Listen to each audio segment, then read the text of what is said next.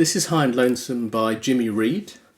I think this was his very first track for VJ. He failed his audition for Chess, so he was signed up by VJ, and I think Albert King got him that audition, and that was in 1953. So who's Jimmy Reed? Jimmy Reed was an R&B musician of the 1950s.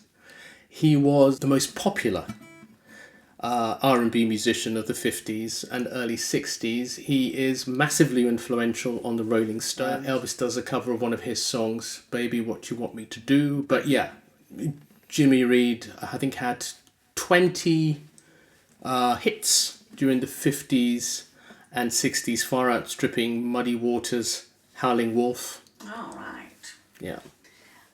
And how did he influence the Stones? What stuff of his did the Stones pick up? So the Stones did a few of his covers. I'm trying to think. Honest I Do, I think, is one of them that they did earlier on. This was during the Brian Jones period. And what Keith in particular credits Jimmy Reed with is the groove that Jimmy Reed had, because he pretty much wrote the same type of song. So all of his hits pretty much had the same sort of groove. So this kind of very laid-back sound that he had, and whether he was using, his good friend John Brim, who's the guitarist on this song, or he was using somebody else. I don't know if Eddie Taylor played on. I think Eddie Taylor actually did play on quite a few of his tracks. He's another great Chicago bluesman. So, yeah. Did anybody cover this track then? Oh, I know who recorded it. Who did the cover?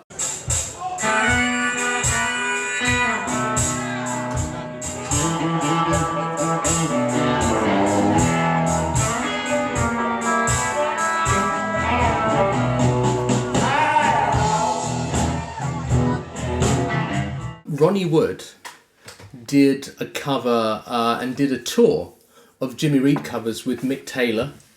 I seem to remember that Gary Clark Jr. was on that tour. So, what attracted you to this track? What I love about this track, it's the first track that he ever recorded, and I think that it's great. If you're trying to learn the guitar, if you're relatively new to the guitar, maybe you know a few chords, maybe you know kind of the simple kind of D, you kind of know the E chord, that kind of thing, or the G.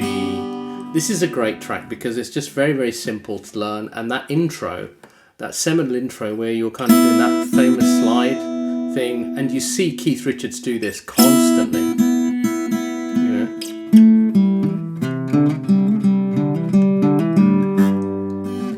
That kind of stuff. So it's really easy to learn, and it's really simple, and it gets you a sense of what the connection is between Chicago electric blues and Mississippi Delta blues.